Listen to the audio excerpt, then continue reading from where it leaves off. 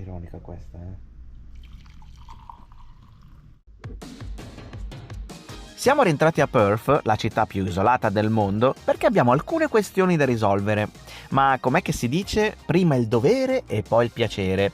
Oggi abbiamo deciso di seguire alla lettera questo modo di dire, soprattutto la seconda parte. Una giornata frizzantina, piccantina, salatina, che ci porta a scoprire il lato più audace e peccaminoso della città più grande del Western Australia.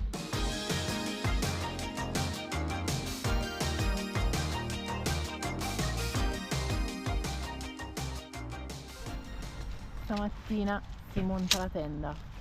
Si Nel vende la tenda. parcheggio. Si vende la tenda. Sì. Questa è la tenda che ci ha accompagnato in Giappone per il nostro viaggio. Siccome non la useremo nei prossimi mesi, abbiamo deciso di venderla per il prossimo avventuriero che la userà, e il compratore ci ha chiesto di montarla per vedere che ci sia tutto, quindi adesso la montiamo qua nel parcheggio. Niente, è arrivato mentre la montavamo e l'ha guardata un minuto e se l'ha portata via. Fatto, venduta, abbiamo salutato la nostra tendina giapponese e niente. È Ci super dispiace- affarone anche. Super affare, sì, l'abbiamo venduta quanto l'abbiamo comprata. in Esattamente, pratica. lo stesso identico prezzo. Ma mi dispiace un po', sì, sinceramente, perché ci ha accompagnato tanto. È stato Sì. molto bello, ma poi lasciando l'Australia abbiamo bisogno di liberare un po' di spazio anche negli zaini, soprattutto per il peso, perché il prossimo volo, il volo di uscita che sarà fra un po', insomma lì non abbiamo comprato il bagaglio aggiuntivo. E quindi stiamo solo col bagaglio a mano e Ci la dobbiamo tenda era troppo alleggerire. pesante, sì. Stamattina si parte carichi, sono già pronto in tenuta da cambio dell'olio. Cioè, facciamo vedere tutta la tenuta. Allora, pigiamino di Monica leopardato, Anche le barchette, sono bellissime. barchette, sandaletti, mi sembra la tenuta perfetta. Vado sotto la macchina, è il momento di cambiare l'olio. Eccolo qua infilato sotto la macchina, Ce l'ho fatta! ce l'ha fatta svitare il bullone. Era durissimo! Per fortuna la orietta è bella alta sotto, quindi non ci serve neanche alzarla. E quindi niente, adesso svita tutto e fuori si cambia l'olio.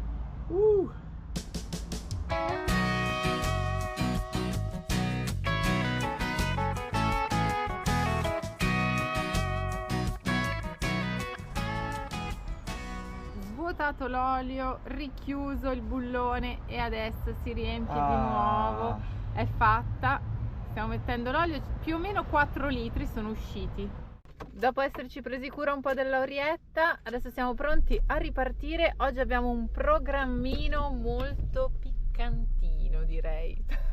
Appena partiti ragazzi, subito un bel dollar coffee qui dal benzinaio. Ci siamo capitati davanti e allora ce lo prendiamo. Caffè italiano ragazzi a $1 di queste dimensioni. Mi piace che dici ce lo prendiamo quando in realtà Ma a te io che non lo piace, bevo. Aga. Esatto, sì. Non è, Però, non è colpa mia se a te siamo non piace. appena partiti, cioè. Poi fa tutto il cremino ragazzi, è una bontà assurda.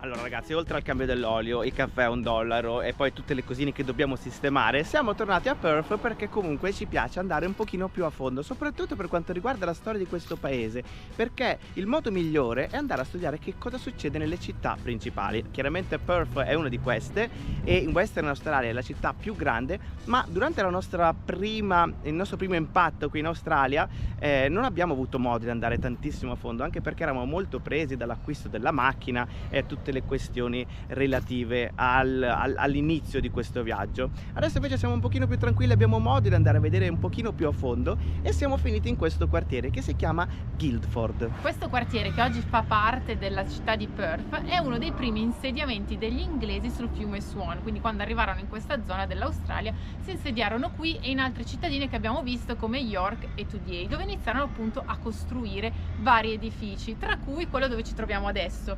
Questo che adesso oggi è una biblioteca, in passato era una delle prime strutture costruite qui. Pensate, quando è stata costruita nel 1800, il proprietario disse: costruisco questa casa ma attorno non c'è assolutamente niente, ci saranno 8-9 baracche, non so più con chi parlare. Ma secondo me poteva parlare tranquillamente con i ragni, che ci sono ancora Oddio, ero oggi. qua sotto io. Ah, che ragnatelazza Mamma, che che c'è qua roba! sopra. Ma mi sa che con quelli potevi parlare tranquillamente, visto le dimensioni delle ragnatele, anche loro mi sa che erano belli grossi, facevi dei discorsi filosofici proprio bellissimi. No, veramente, mentre tu parlavi non riuscivo a non Ma guardarli. serio, meno male che non me l'hai detto, sennò sarei scappata. A vederlo così sembra un piccolo quartiere, per esempio, di Liverpool, con questi mattoni super rossi, tipo la zona del porto di Liverpool, è proprio molto molto simile. C'è anche l'aeroporto qua dietro, siamo proprio in quella zona della città di Perth. E perché hanno deciso di mettersi qua? Perché qua c'è il fiume Swan, quindi quando arrivarono videro questo fiume, questo corso d'acqua e pensarono ok, è il posto giusto perché abbiamo tutte le risorse per costruire in una zona del paese che era completamente deserta, disabitata, paludi e quindi animali, cose da sistemare. Allora, secondo me sottovalutavano che qui fa molto più caldo rispetto alla costa, perché siamo almeno una trentina di chilometri all'interno e si sente proprio tanto la differenza dell'influenza del mare che qua non c'è, mentre sulla costa c'è, e quindi si sta molto più freschi. Tra le opere degli inglesi c'è sicuramente la costruzione della ferrovia, e quindi non è un caso che qui a Guildford ci sia appunto la stazione. Ma hai visto che la signora che guidava il treno ti ha salutato? Davvero? Ci ha fatto caso, aveva il decorino di Natale che Non l'ho salutato. vista. Attraversati i binari c'è questo edificio che è sicuramente il simbolo di Guildford, c'è scritto Guildford Post Office. In origine in realtà era un ospedale, poi è stato trasformato in un ufficio postale nel 1890 e gli hanno aggiunto anche quella torre che non c'era in origine, una torre che aveva anche una campana. La campana oggi non c'è più, ma è rimasto invece l'orologio là in alto.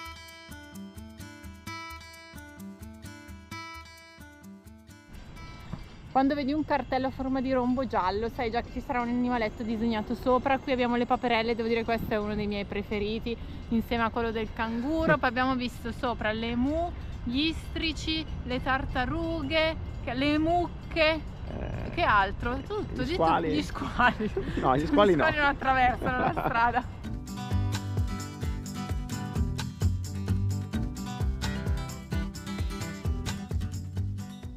E siamo finiti all'interno di una fabbrica di cioccolato. Ragazzi, sotto Natale questo è il posto perfetto per fare un giro e fare un po' di assaggi di cioccolato. E poi qua c'è praticamente qualsiasi cosa, perché c'è sia un caffè da questo lato dove si possono prendere biscotti, dolci vari, è tutto molto francese, un po' italiano, ma anche se c'è in realtà anche un po' di indiano con il butter chicken qui.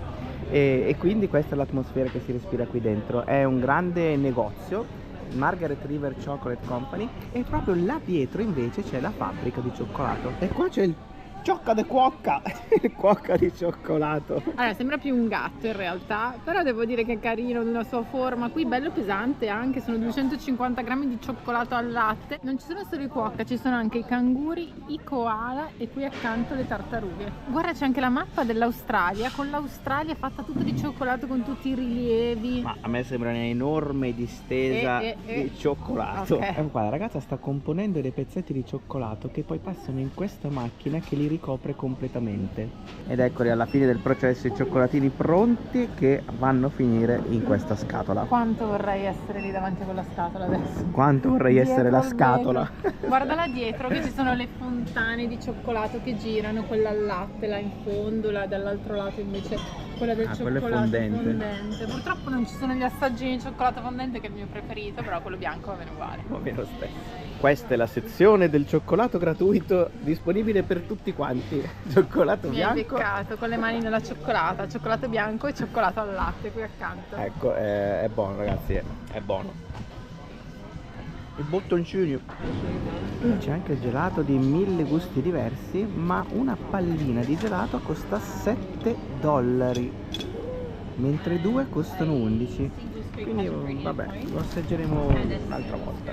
Con un buon sapore in bocca, dolce, cioccolatoso, possiamo andare avanti a esplorare quest'area che è chiamata Swan Valley, cioè la valle dello Swan, che è questo fiume che oggi è un po' al centro di tutto quello che abbiamo visto fino adesso e anche al centro della nascita proprio della città di Perth.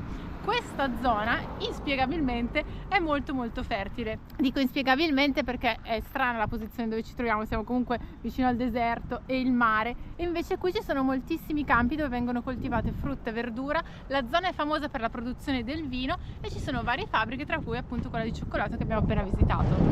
Attenzione, nel parcheggio della fabbrica di cioccolato passano anche queste macchine. Adesso non so dove parcheggerà, accanto a noi. Praticamente è lunga come 3 oriette. Comunque ragazzi, c'è chi l'atmosfera delle feste la sente veramente forte forte forte. Infatti questa macchina per esempio è tutta addobbata con le lucine attaccate con sto scotch blu, e quindi questa macchina di sera deve essere uno spettacolo in giro. E hanno anche appiccicato un po' di pezzi di finto albero di Natale lì sopra. Ci stiamo addentrando in un vigneto ragazzi, a perdita d'occhio qua ci sono vigneti dappertutto in questa enorme Swan Valley, e questa è praticamente la Franciacorta d'Australia, e qui si producono diversi vini.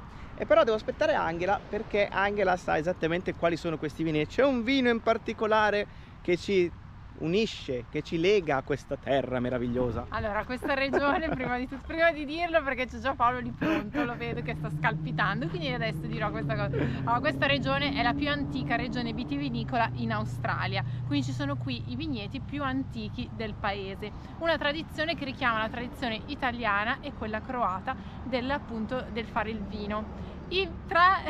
Eccola lì, ci siamo. Questa regione è famosa per alcuni tipi di vino, tra cui lo Chenin Blanc, Shiraz il Shiraz e il Verdelo. È il Verdelo ragazzi, qua si produce il Verdelo, che è una qualità di vino bianco buonissima. No, allora, sulla qualità non sappiamo dire, effettivamente ci hanno detto che non sono proprio i vini migliori del mondo quelli dell'Australia, dicono siano meglio quelli della Nuova Zelanda, ma noi non siamo esperti e non ci vogliamo addentrare in valutazioni che non fanno parte di noi, quindi rimarremo Solo io sono il Verdelo, fuori. Comunque c'è un legame affettivo, se c'è il Verdelo, dire, dire. Verdelo.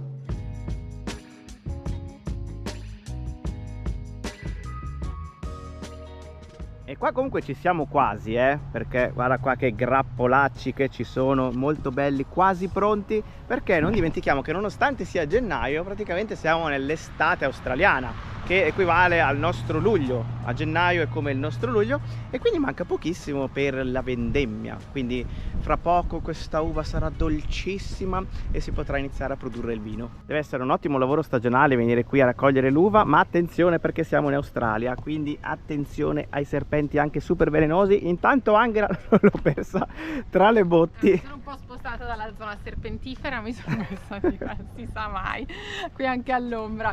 Allora, questa regione è la più antica regione di produzione del vino qui in Australia, stiamo parlando del 1830, è iniziata in quel periodo lì appunto la produzione di vino, e pensate che negli anni 70, nel 1970, il 90% del vino australiano veniva prodotto proprio qui. Ma c'è un problema, cioè questa zona è molto molto calda, quindi era difficile questa produzione del vino, e un po' più svantaggiosa rispetto ad altre zone come Margaret River, che è a sud di Perth, dove invece il clima è un po' più mite per l'influenza del mare. Quindi moltissimi viticoltori hanno lasciato questa zona e si sono trasferiti verso sud, verso altre zone, e adesso meno del 10% del vino australiano viene prodotto qui.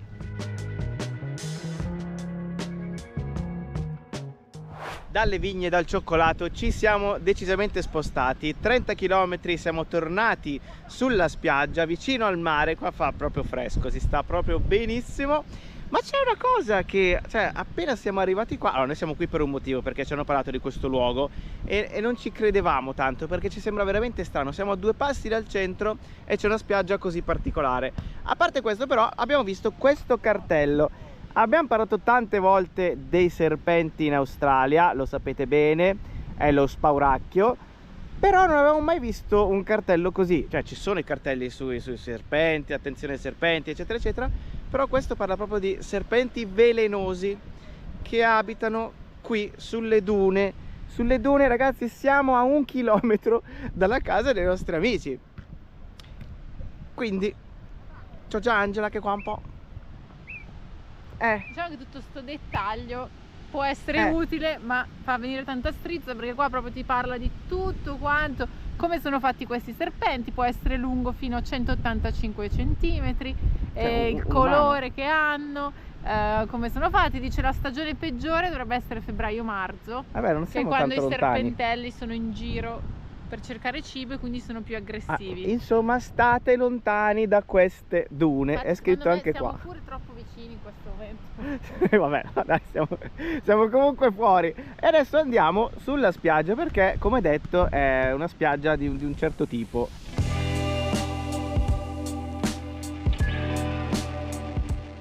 Abbiamo visto un po' di spiaggia a Perth e devo dire che questa è la più bella perché è molto molto grande, dietro solo le dune nonostante ci siano i serpenti, il mare è bellissimo, c'è un sacco di vento in questo momento e la spiaggia è bianchissima, ma questa spiaggia è ancora più particolare perché è una spiaggia nudista, ragazzi, a 2 passi dal centro.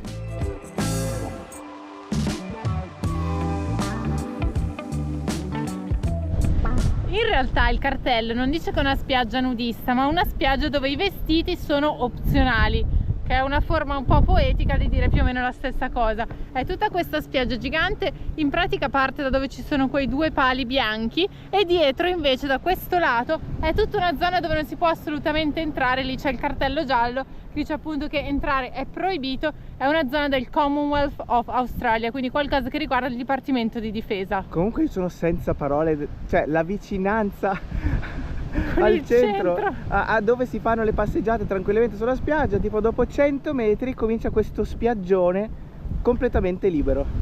C'è qualcuno sulla spiaggia che rispetta le regole della spiaggia, ma sono davvero poche persone perché c'è un vento fastidiosissimo. Mentre sto parlando adesso c'è tutta la sabbia che mi arriva sulle gambe e devo dire fa parecchio male.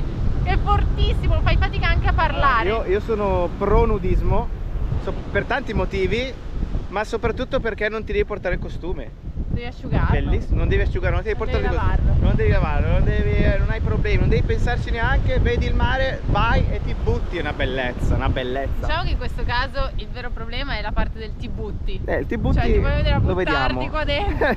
Adesso vediamo, con queste ondazze.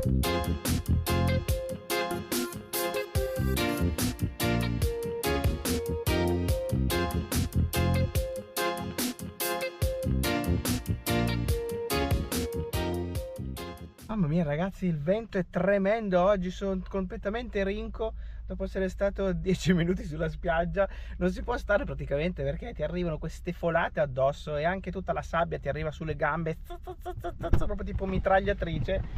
Come vanno le gambe mitragliate dalla sabbia? Mamma mia, è fortissimo oggi, uno dei venti più forti, per quello che venendo qui vedevamo tutta la gente col windsurf, col kite nell'acqua. Non so come facciano sinceramente, secondo me la cosa più inspiegabile dopo più di un mese che siamo in Australia è dove trovano il coraggio le persone di entrare in acqua. Con tutte questa le è la cosa più condizioni inspiegabile.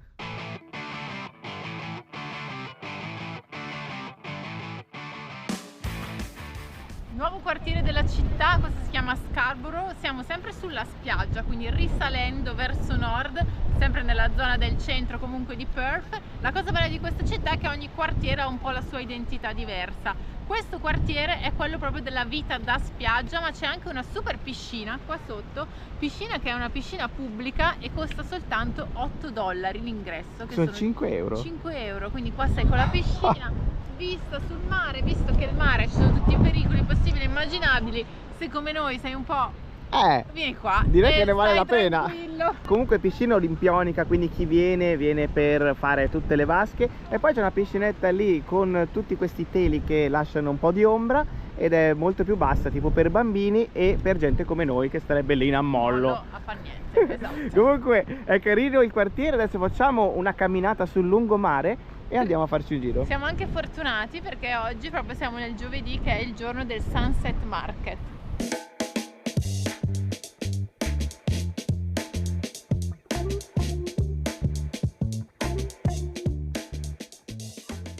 All'ingresso del mercato c'è già un bel odore di cibo, soprattutto fritto devo dire. Ci sono tutti i food truck, cioè questi camioncini che vendono cibo. Abbiamo visto che c'è quello italiano che si chiama Burrata là in fondo, proprio davanti a noi. Anche Sapporo, quindi giapponese. E invece da questo lato c'è il furgoncino minuscolo, simil Biagino, ma un po' più moderno, che vende la limonata. E qui è rappresentato un bel cuocca che si scola la sua limonata fresca.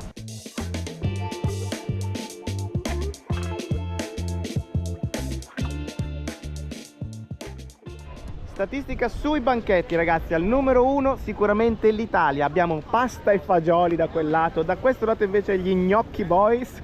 Poi c'è la pizza, pasta, c'è di tutto. Proprio di italiano abbiamo qualsiasi cosa. Sì, più diffuso. Al secondo posto però inaspettatamente arriva il Vietnam. Sì, è perché ci pieno. sono i banchetti vietnamiti che sono banh mi, il pho, la zuppa, un po' di tutto, sempre vietnamiti, ne abbiamo già trovati alcuni e quindi al secondo posto si piazzano decisamente loro. E Ma poi devo c'è- dire che c'è un grande distacco, nel senso Sì. che l'italiano siamo già 10, Ma- vietnamita 2. Cioè. Ma anche per quanto riguarda, che ne so, gli hamburger, i fish and chips, ancora non abbiamo trovato niente. Dobbiamo cercare meglio.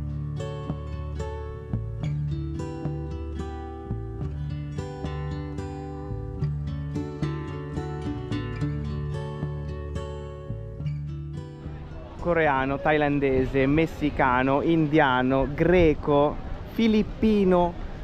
Ma dove sono le cose australiane? Zero. Mi sa che è proprio un mercato di questi, diciamo, di cucine del mondo.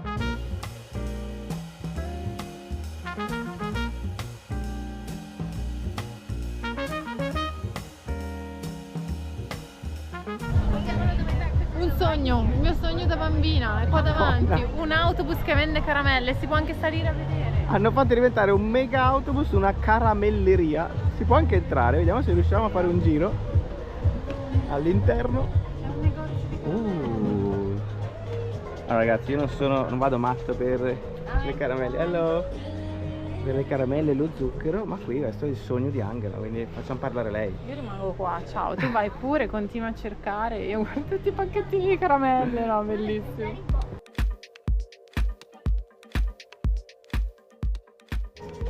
La spiaggia che di giorno è frequentata soprattutto dai surfisti, a quest'ora di giovedì cambia faccia e diventa un club. Si può venire qua a sedersi, mangiare quello che si è comprato e ascoltare un po' di musica dal vivo. Adesso ragazzi siamo venuti a questo spettacolo di skater. Guarda questa ragazzina, sono tutti giovanissimi, sui 10-12 anni, ma sono spavaldissimi perché qui c'è una buca super profonda che è fatta apposta all'interno di questo parco. Uno può venire qua e buttarsi giù con lo skate. Adesso sono tutti vestiti da Babbo Natale tranne questo ragazzo che è un po' più grande degli altri, tutti col caschetto ginocchiere, fanno tutte queste acrobazie che ti fanno tenere il fiato. Ammazza. Comunque questa pista di skate è proprio stata ricavata qui all'interno con vista mare. Tutta questa parte è completamente pubblica, libera e gratuita per chiunque. In sottofondo fino a un minuto fa c'era Skater Boy Ovviamente. di Avril Lavigne che mi sembra la canzone proprio perfetta. Giustamente.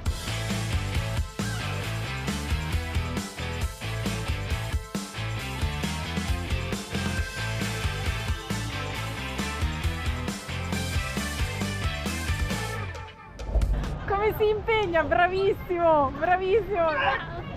È già finita, così. E mi sa che è impossibile, mancano dei pezzi. Ci sono queste pareti assurde proprio in centro, puoi fare quello che vuoi, ti puoi lanciare a un certo punto. Adesso ci riprovo, voglio Magari vedere. senza lo zaino che lo lasciamo qua. Allora, proprio dietro il parco per fare skate c'è questa parete per arrampicarsi. No. Ma non ti fai male a cadere così? No, è bellissimo.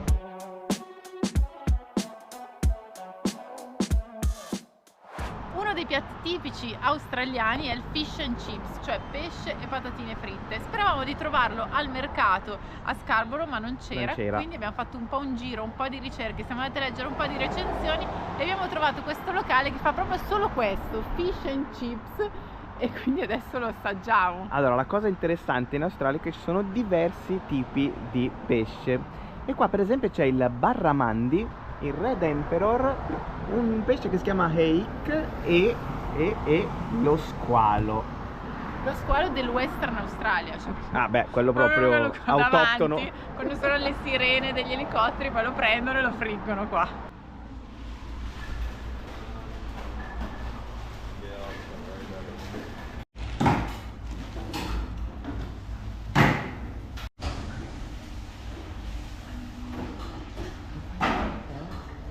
interessante perché prendono il pesce, lo mettono nella pastella e lo mettono a friggere immediatamente, quindi tutto fatto molto fresco e tutto fritto, sembra abbastanza bene, bel colore sinceramente. Poi lì dietro ci sono tutte le immagini dei pesci possibili e immaginabili, cioè tutti quelli esistenti, compresi tutte le varietà di squalo. C'è anche Capitan Findus, una garanzia.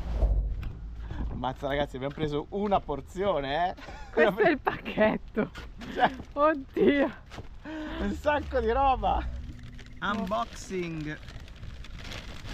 Pacchettamento del pesce, vola via tutta la carta. Quel posto era solo takeaway. Guarda qua. No ragazzi, questa è Che sgiallata. una porzione. Abbiamo detto prendiamo una porzione. Poi tu. È giallo fluo, vai. Allora, queste patatine sono state spruzzate con l'aceto. Il signore aveva proprio tipo lo spruzzino dei parrucchieri, ma con dentro l'aceto. Quindi ha gentilmente spruzzato l'aceto. Sale e aceto. Com'è? Ah. Abbiamo aggiunto anche gli anelli di cipolla, così giusto per aggiungere un po' di fritto. Ce ne voleva un pochino. No, guarda la quantità di pesce. Buone da scusami. queste. Guarda qua, un filetto e 2. Tutto questo abbiamo speso $13,50 che sono 8 euro più o meno. Fatto il calcolo, 8 euro. Direi che comunque come prezzi ci siamo. Chiaramente è quello che è, ragazzi, potete immaginarvelo. Però dai, ci sta, secondo me ci sta. Una volta ogni 2 mesi. Fai anche 3. 6. Esatto. Può andare anche bene. Tra le opzioni c'era anche quello che viene chiamato il barramundi, che è un nome proprio che è stato dato dalle aborigeni australiani e significa il pesce di fiume dalle grandi squame, perché è un pesce che sta sia nel fiume che nel mare. Noi invece siamo andati sul classico, abbiamo preso il nasello alla fine. Un bel filetto di nasello, come ci ha consigliato Capitan Findus, che era lì che ci Così diceva. ci ha guidato, la sua immagine ci ha strada. guidato. Ecco Vediamo il nasellone. E Un bel pezzettone, poi fritto al momento. Dai. Ma pensavo peggio, devo dire. Invece no, c'era un po' di gente che entrava e usciva, questo sicuramente era sintomo di qualità. E anche le porzioni che prendevano, ragazzi, io non so, o erano 20 persone a cenare o erano delle robe che... Sì, noi piccolissimo, cioè noi La proprio... nostra è la più piccola di tutte, la gente Infatti prendeva... siamo guardato così. Dire solo? Cioè, a me sembra pure troppo.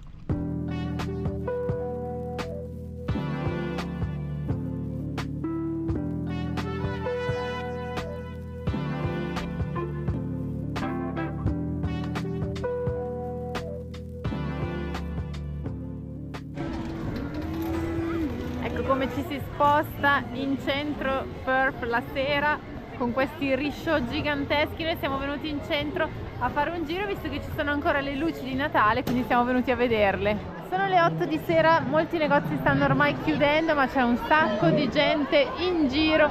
Sono tutti qui perché dopo il caldo della giornata adesso c'è una temperatura molto piacevole, bella fresca, c'è quella tipica atmosfera di fine estate, serata di fine estate. L'aria frizzantina dopo il caldo del giorno, si sta da Dio proprio. Guarda quanta gente c'è, guarda che roba!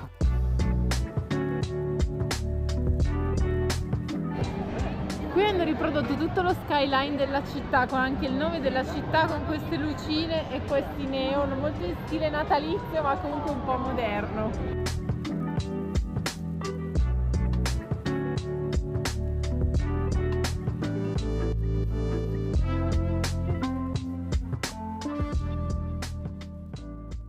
A visitare questo quartiere siamo venuti quando siamo arrivati qui in Australia e vederlo adesso c'è un'atmosfera completamente diversa, ci era piaciuto un sacco già la volta scorsa, adesso è tutta un'altra cosa, quindi seguiamo tutta questa gente. Credo di non aver mai visto così tanta gente tutta insieme in Australia, da quando siamo in Australia.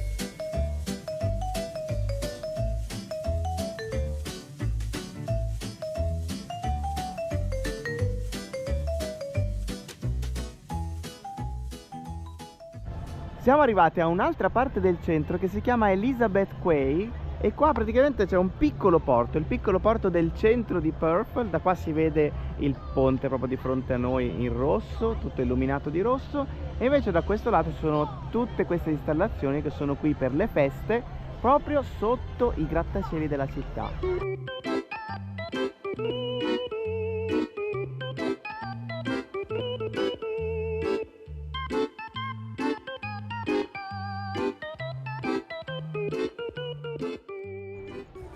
tutte queste lucine colorate sullo sfondo dal centro spettacolo, di tra l'altro. Perth. Ragazzi, noi vi salutiamo, se mi raccomando, se l'avete ancora fatto, iscrivetevi al canale, attivate anche la campanella, super importante, ci aiutate a sostenere questo progetto di viaggio. Alla prossima ragazzi, ciao!